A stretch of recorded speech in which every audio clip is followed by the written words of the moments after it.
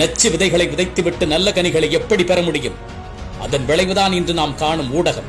ஊடகம் என்றால் என்ன என்று கற்றுக் கொடுத்திருக்கின்றோமா? இன்றைய ஊடகங்களின் ஒட்டுமொத்த குறிக்கோள் ஒன்றே ஒன்று மட்டும்தான், பல பேர் பார்க்க வேண்டும். அதிக வியூஸ் வந்துவிட்டால் அது சிறந்த ஊடகம்.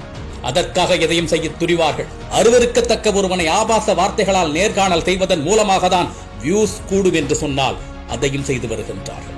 தரம் கெட்ட சமூக இழிப்பிறவிகளை சந்தைப்படுத்துவதால் தான் வருமானம் கிடைக்கும் என்றால் அவர்களை உதாரண புருஷர்கள் போன்று காட்டி காசு பார்ப்பார்கள். நேர்காணல் என்ற பெயரில் ஒருவனின் உணர்ச்சியை தூண்டி தன்னிலை மறக்கச் செய்து எப்பொழுது அவன் சிக்குவான், எப்பொழுது அவனை சிக்க வைக்க முடியும் என்பதே இன்றைய ஊடகத்தின் தலையான சமூக பொறுப்பு.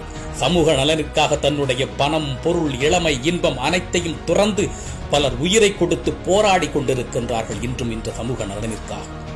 -20 டிகிரி 25 டிகிரி குளிரில் நின்று கொண்டு இந்த நாட்டை கண்ணிமைக்காமல் பாதுகாத்துக் கொண்டிருக்கின்றார்கள் வீரர்கள்.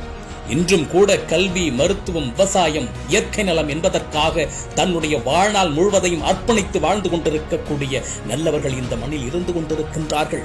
அவர்களை எல்லாம் இந்த ஊடகங்கள் கண்டுகொள்வது கிடையாது.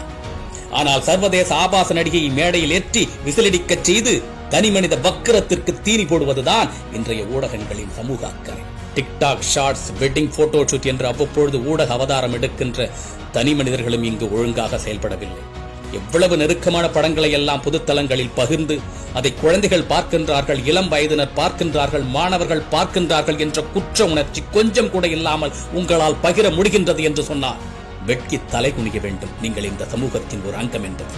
இதில் என்ன கொடுமை என்றால் குற்ற உணர்வு என்பதே என்ன என்று தெரியாமல் வளர்ந்து கொண்டிருக்கின்றது இந்த சமூகம். குற்ற உணர்வு இல்லாமல் வளர்ந்து விட்டார்கள் என்று சொல்வதா அல்லது குற்ற உணர்வு இல்லாமல் வளர்க்கப்பட்டிருக்கின்றார்கள் என்று சொல்வதா? யாருடைய குற்றம் என்பதை நாம் இங்கு யோசிக்க வேண்டும். நன்றாக ஒன்றை புரிந்து கொள்ளுங்கள். இங்கு காட்டிக் கொடுக்கப்படுபவர்களும் காட்டிக் கொடுப்பவர்களும் வெவ்வேறு அல்ல. 2 கயவர்கள் சண்டையிட்டுக் கொள்ளும் பொழுது பல கயமைகள் வெளிப்பட்டு விடுகின்றன என்பதுதான் உண்மை. நாம் தான் விழித்துக் கொள்ள வேண்டும். என் அன்பு தம்பி தங்கைகளே, உங்களின் நிலைதான் எனக்கு மிகுந்த மனவேதனை அளிக்கின்றது. கேட்க ஆள் இல்லாமல் வளர்ந்து நிற்கின்ற காட்டு மரம் போல் கவனிக்காமல் வளர்ந்து கிடக்கின்றீர்கள். உங்களை முறையாக வழிநடத்தாமலே விட்டுவிட்டது இந்த சமூகம். இந்த வயதில் இனிப்பாக தெரியக்கூடிய எத்தனையோ விடயங்கள் மிக விரைவில் உங்களை நீங்களே வெறுக்கும் நிலைக்கு தள்ளிவிடும். உங்களின் செயல்கள் சமகாலத்தில் மகிழ்ச்சி தருவதல்ல சாதனை. காலம் கடந்தாலும் உன்னுடைய காலத்திற்கு பின்பும் அது பேசப்பட வேண்டும், போற்றப்பட வேண்டும். அதுதான் சாதனை. அப்படி போற்றப்படுபவன் தான் படைப்பாள். கோமாளிகளை எல்லாம் கொண்டாடாதீர்கள். ஒவ்வொரு காலத்திலும் நிறைய கோமாளிகள் தோன்றுவார்கள். ஆனால் எரிந்து விடும் மின்மீன்களை போன்று காணாமல் போய்விடுவார்கள், கண்டுகொள்ளப்படாமல் போய்விடுவார்கள். இன்று இருக்கக்கூடிய கோமாளிகள் நாளை இருக்க போவது கிடையாது. ஏனென்றால் சில காலத்திற்கு முன்பு இருந்த கோமாளிகள் எல்லாம் இருக்குமிடம் தெரியாமல் மறைந்து விட்டார்கள். அறிவுக்கும் மரத்திற்கும் கிடைக்கும் மரியாதையும் அங்கீகாரமும் குறைவாக இருந்தாலும் அது நிலையானது என்பதை மறந்து விடாதீர்கள். சமூக அக்கறை இல்லாத படைப்பும் படைப்பாளியும் குப்பைக்கு சமானம்.